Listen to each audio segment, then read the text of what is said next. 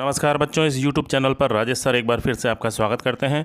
अर्धवार्षिक परीक्षा 2021-22 कृषि जीव विज्ञान क्लास 12 मॉडल पेपर है बच्चों, सेकंड मॉडल पेपर है। बहुत ही इंपॉर्टेंट क्वेश्चंस इसमें एग्रीकल्चर बायोलॉजी के देखते हैं, क्योंकि इसमें जो प्रश्न हैं बच्चों आपके एग्जाम में पूछे जा सकते हैं। बहुत ही इंपॉर्टेंट क्वेश्चंस हैं, तो आप मेरे चैनल को पहले फटाफट सब्सक्राइब कर लीजिए, ठीक है।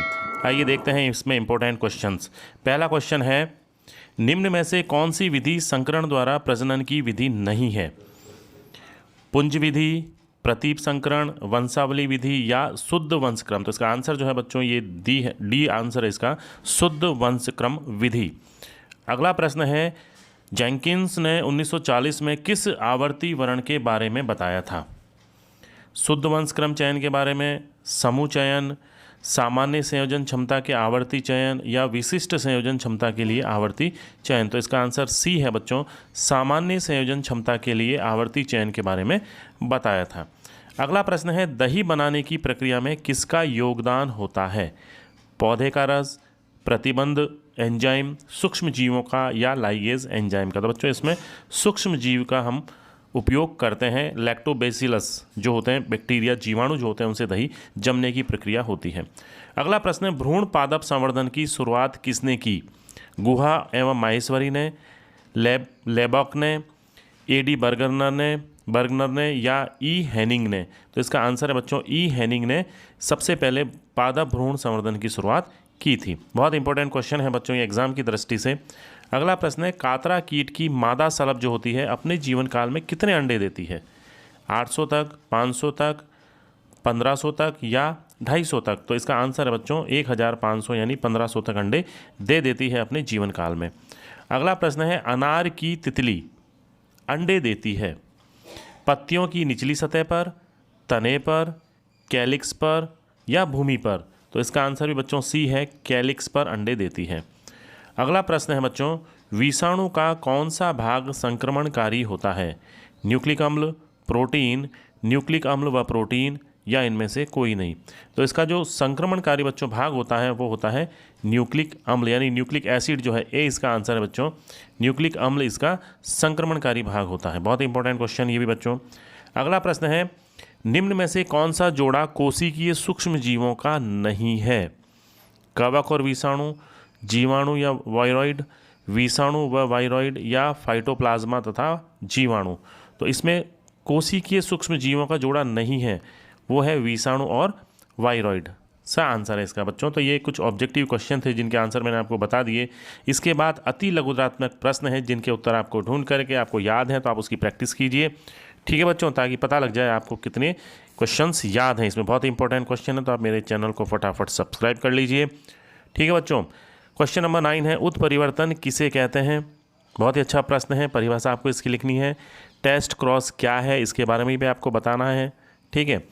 ट्रांसजेनिक मक्का क्यों बनाई जाती है, ठीक है।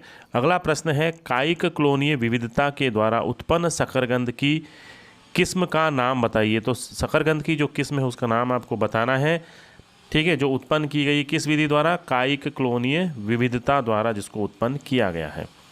अगला प्रश्न इंपॉर्टेंट, विषाणु के प्रोटीन आवरण को क्या कहते हैं? इसका जो प्रोटीन आवरण होता है वो क्या कहलाता है? DIPA का पूरा नाम बताइए। तो बच्चों ये 14 क्वेश्चन जो थे, एक नंबर के क्वेश्चन थे। खंड ए में इस तरह के ही प्रश्न आएंगे।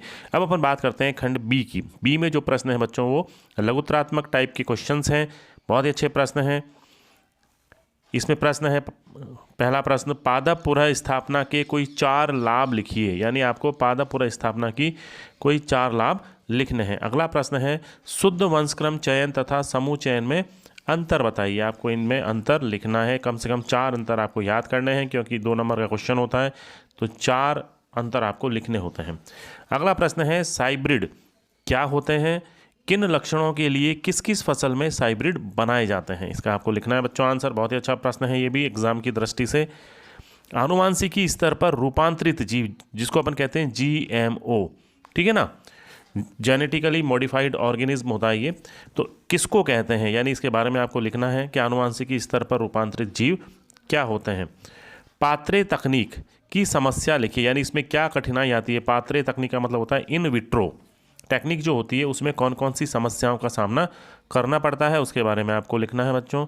प्रश्न नंबर है अगला, कशाभिका विन्यास के आधार पर जीवाणु के प्रकार बताइए कि जीवाणु कितने प्रकार के होते हैं, वो आपको लिखने हैं। तो बच्चों ये क्वेश्चंस थे सेक्शन बी के।